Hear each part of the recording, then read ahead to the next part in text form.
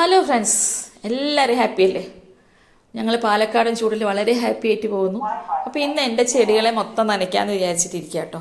വലിയ ഓസിട്ടിട്ട് എല്ലാ ചെടികളെയും ഞാൻ നനച്ച് കുളിപ്പിക്കുക എന്നാണ് പറയുക, നനയ്ക്കുകയല്ല. ശരിപ്പോൾ കുളിപ്പിച്ചെടുത്തു.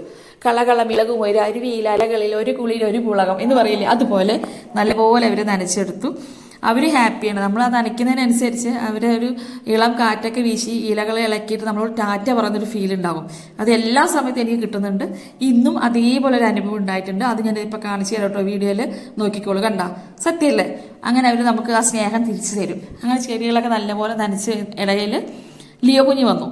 അവനെ ഞാൻ ഓടിച്ചു വിട്ടു, അല്ലെങ്കിൽ അവന് വെള്ളം പോയി മഞ്ഞാവും രോമമൊക്കെ. എന്നിട്ടിപ്പോൾ ഞാൻ ഡാൻസും പാട്ടും ഒക്കെ ആയിട്ട് എല്ലാ ചെടികളൊക്കെ നനച്ച് നല്ലപോലെ നനച്ച് മുറ്റമൊക്കെ ഒന്ന് കഴുകി വിടും.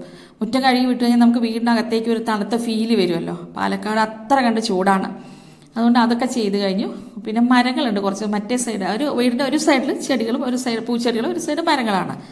ചാമ്പയ്ക്ക, ഇരുമ്പാമ്പുളി, സപ്പോട്ട, പ്ലാവ്, അങ്ങനെ അവരെയൊക്കെ നല്ലപോലെ നനച്ചു. അവർ നല്ലപോലെ കായ്ച്ചു കഴിഞ്ഞാൽ പറിച്ച് തിന്നാം. ഒപ്പം തന്നെ പങ്കുവെച്ച് അപ്പുറം ഇപ്പുറമൊക്കെ പങ്കുവെച്ച് കൊടുക്കാം. അങ്ങനെ അത് നല്ലപോലെ ചെടികളെ മരങ്ങളെയൊക്കെ നനച്ചെടുത്തു. അകത്ത് കയറി റിലാക്സ് ചെയ്ത് കുറേ വെള്ളം കുടിച്ചു. ഇന്ന് ഉലുവ വെള്ളമാണ് കേട്ടോ കുടിക്കണേ. പാലക്കാടൻ ചൂടിൽ നല്ലപോലെ വെള്ളം കുടിക്കണം. ഉലുവ, ഗ്രാമ്പു, പട്ട, അങ്ങനെ മാറി മാറി ഓരോ സാധനമായിട്ട് വെള്ളം ചൂടാക്കി കുടിക്കും. യൂറിനറി ഇൻഫെക്ഷൻ വരുന്ന സമയമാണ് ഈ ചൂടുകാലം. അപ്പോൾ നമ്മളെല്ലാവരും ധാരാളം വെള്ളം കുടിക്കണം. അപ്പോൾ എല്ലാവരും പറഞ്ഞ പോലെ സെറ്റല്ലേ? Okay, by.